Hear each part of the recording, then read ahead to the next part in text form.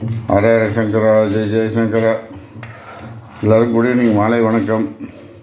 வானம் கொஞ்சம் இப்போ வானம் மூடி இது பண்ணுறது. இன்னும் நைட்டு இல்லை காற்றால இந்த மாதிரிலாம் வந்து மழை கொஞ்சம் கூலாக இருக்குது கிளைமேட்டு. இருந்தாலும் கொஞ்சம் கேர்ஃபுல்லாக ஜாக்கிரதையாக இருக்கும். இன்றைக்கி ஈவினிங் மழை வெயில் தாண்டி மழை பெஞ்சதுன்னா நிறைய பேர் சளி பிடிக்கும், ஃபீவர் வரும். அதனால் பார்க்கலாம். வெந்நீராக குடிங்கோ. ஆற வச்ச வெந்நீர், காய்ச்சி ஆற வச்ச வெந்நீர் குடிங்கோ. அப்புறம் இன்றைக்கி ஈவினிங் பலகாரத்துக்கு என்ன பண்ணுறாங்கிறத மாமி சொல்லுவாள். அதை நீங்கள் எல்லோரும் நோட் பண்ணிக்கோங்க. சேவைக்கு ஒரு டம்ளர் புழுங்கரிசி கும்பாச்சி, அடுத்து ஒரு டம்ளர் புழுங்கரிசி 3-4 மணி நேரம் ஊற வச்சேன். ஊற வச்சு அதை மிக்சியில் நல்லா நைஸாக அரைச்சிட்டு, மிக்சியில் தான் அரைச்சிட்டேன். மிக்சியில் அரைச்சிட்டு நல்லா கொஞ்சம் கொஞ்சமாக தண்ணி விட்டு நல்லா நைஸாக அரைச்சிட்டு, அதுக்கப்புறம் கொஞ்சம் தண்ணி விட்டு நைஸாக அரைக்கிறதுக்கு போட்டு அரைச்சிட்டு, கொஞ்சோண்டு உப்பு, ஒரு 1/2 டீஸ்பூன் உப்பு போட்டு அதை நல்லா இது பண்ணிவிட்டு, அப்புறம் வேணுங்கிற இன்னும் ஒரு டம்ளர் தண்ணி விட்டு இது மாதிரி கரைச்சிட்டு இருக்கேன். இந்த தோசை மாவு பதத்துக்கு இதை கரைச்சிட்டு இருக்கேன். அரைச்சி விட்டு அதை இப்போ ஒரு ஸ்பூன் நல்லெண்ணெய் விட்டு அதை கிண்டின்னு இருக்கேன். இது கெட்டியமாக ஆகணும். இப்படி கேஸில் வச்சு கிண்டிகிட்டே இருந்தாலும் கெட்டியமாக ஆகும்.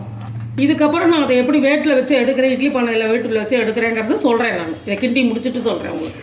இது மாதிரி கிண்டணும், அது கெட்டியாக வரும். அப்போ கெட்டியாக வரைச்சா உங்கள்கிட்ட காமிக்கிறேன். சரி, இந்த மாவை பாருங்கள் எப்படி கிண்டிட்டேன்னு. இது சும்மா ஒரு ஸ்பூன் நல்லெண்ணெய் வச்சுப்பேன். அதை தொட்டுட்டு இதை ஆறினோடனே இதை தொட்டு பிடி குழட்ட மாதிரி பிடிச்சி எடுத்துகிட்டு வரேன் நான். Good evening. இந்த சேவை பண்ணுறா அது புழுங்கரிசி மாவில் அரைச்சி இல்லை வைக்க மாட்டேங்க, அந்த தட்டில் வைப்பேன். மாற்றி வச்சுருக்கேன்.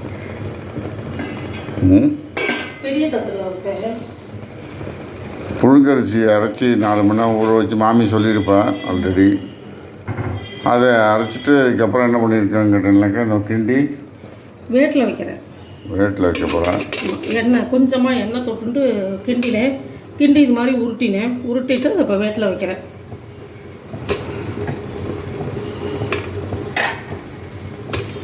என்ன சேவை பண்ணுறேங்கிறதையும் சொல்லிடுறேன். தேங்காய் சேவையும் தக்காளி சேவையும் பண்ணுறேன். இன்றைக்கி வித்தியாசம்.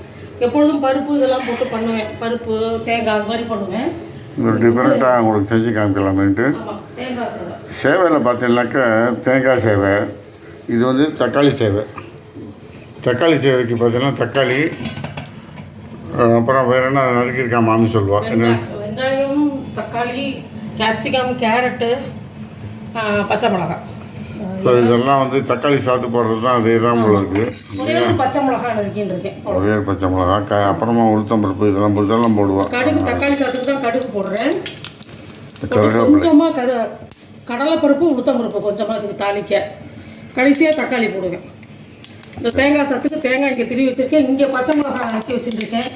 பச்சை மிளகா, கருவேப்பிலை, தேங்காய் சாத்துக்கு அது அப்புறமா தாளித்து கொடுத்துருவேன். இது வேகிறதுக்குள்ளே இது செஞ்சு வச்சுட்டோம்னா புளிஞ்சு டக்குன்னு கலந்துடலாம்.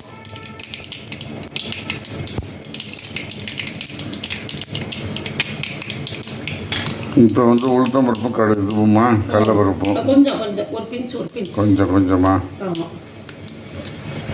இதுக்கு தக்காளி சாதம், அப்புறம் தக்காளி சேவை, அப்புறம் புளி சேவை. பண்ணல, தேங்காய் சேவை இல்லடி பண்ணலாங்கிறதுக்கு என்னென்ன சேவை பண்ணலாங்கிறதுக்கு. புளி சேவை பண்ணலாம், தக்காளி சேவை பண்ணலாம், அப்புறம் வெறும் வெங்காயத்தை கொண்டு நறுக்கி போட்டு வெங்காய சேவை பண்ணலாம், தயிர் சேவை பண்ணலாம், சம்பா சேவை ஜீரமிளகு சாதம் போட்டு சம்பா சேவை பண்ணலாம். அப்புறம் நிறைய சேவை, எலுமிச்சம்பழ சேவை விட்டுட்டேன். சாரங்காய் சேவை, எலுமிச்சம்பழ சேவை, எல்லாமே பண்ணலாம். அப்புறம் வெள்ளை சேவை. அம்மா ஒரு சேவை பிடிச்சிட்டு அப்போ தான் ஃப்ரெஷ்ஷாக தொக்கு மாங்காய் போட்டிருந்தா ஆற்றுல. இந்த சீசனில் உருளைய தொக்கு மாங்காய், பெரிய மாங்காயா, அது தொக்கு மாங்காய் போட்டு அந்த இழுப்பத்தட்டியில் சேவையை போட்டு கிளறி சாப்பிட்டுட்டா. தொக்கு மாங்காய் சேவை எல்லாத்துக்கும் காம்பினேஷன் நல்லா இருக்குது. அப்படி இல்லைன்னா வெல்லமும் தேங்காயும் போட்டு வெள்ளை சேவையாக சாப்பிடலாம். அது சேவையை பண்ணிவிட்டு வெல்லம் பூர்ணம் தீச்சு அதில் வெள்ளம் இதை போட்டு சேவையை புழிஞ்சு அதில் கலந்துட்டோம்னா வெள்ளை சேவை, அவ்வளோதான். ஆனால் பெரும்பாலும் பண்ணுறது பருப்பு சேவை, தேங்காய் சேவை, எலுமிச்சம்பழ சேவை, இதுதான் பெரும்பாலும் எல்லா இடத்துலையும் பண்ணுறது. பட் இன்றைக்கி நம்ம பருப்பு சேவைக்கு பதிலாக நம்ம தக்காளி சேவை பண்ணுவோம். இன்னைக்கு பண்ணுவோம்னு பண்ணியிருக்கோம்.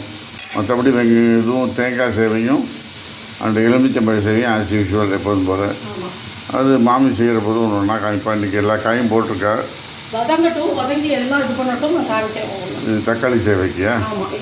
சரி, என்னென்ன போட்டிருக்கேன்னாக்கா கடுகு, கடலைப்பருப்பு, உளுத்தம்பருப்பு தாளித்து, கேரட்டு, வெங்காயம், கேப்சிகம், அப்புறம் வந்து இது போட்டிருக்கேன், பச்சை மிளகா ஒன்று, கருவேப்பிலை போட்டு தாளித்து இதை போட்டிருக்கேன். இது கொஞ்சம் நல்லா வதங்கணும். வதங்கின அப்புறம் தக்காளி போடுவேன். நான் வதங்கணும் நல்லா. அது கொஞ்சம் நேரம் கழிச்சு என்ன பண்ணுவேன், உப்பும் மஞ்சள் பொடியும் போடுவேன். இதில் கொஞ்சமாக உப்பும் மஞ்சள் பொடியும் போட்டு இது நல்லா வதங்கினதுக்கப்புறம் தக்காளியை போடுவேன். தக்காளி நல்லா வதங்கணுதுக்கப்புறம் இந்த தக்காளி சேவைக்கு கொஞ்சமாக மஞ்சள் தூள், துளியோடு உப்பு போட்டேன். இப்போ அதுக்கு தேங்காய் சேவைக்கு கடுகு போடுறேன். கடுகு போட்டு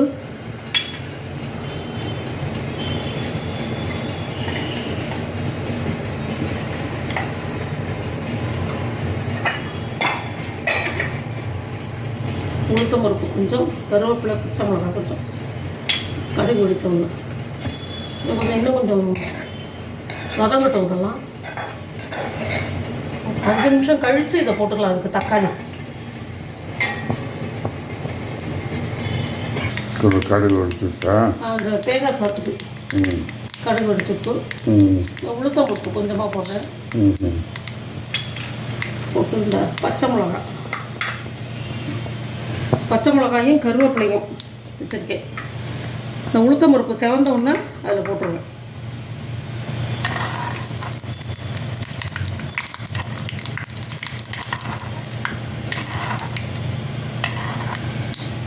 உளுத்தம் பருப்பு செவந்த உடனே என்ன பண்ணுவேன், கேஸை ஆஃப் பண்ணி விட்டுருவேன். அது அந்த சூட்டுலேயே அது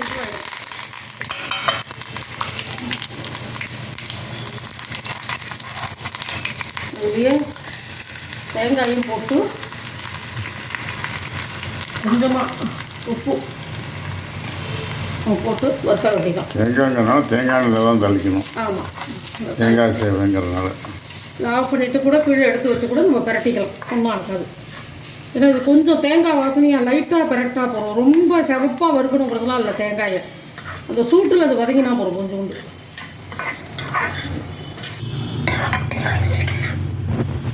தக்காளி போட்டு அதை நல்லா கொஞ்சம் வதங்கணும். அதுக்காக திருப்பி வச்சுருக்கேன். வெங்காயம் வதங்கி எடுத்து தக்காளி போட்டிருக்கேன். இதுக்கு கொஞ்சமாக ஒரு 1/4 ஸ்பூன் காரப்பொடி போட்டிருக்கேன். தனி மிளகாய் தூள் போட்டிருக்கேன். அவ்வளோதான். அதுக்கு மேலே உரப்பு ஒன்றும் போடல.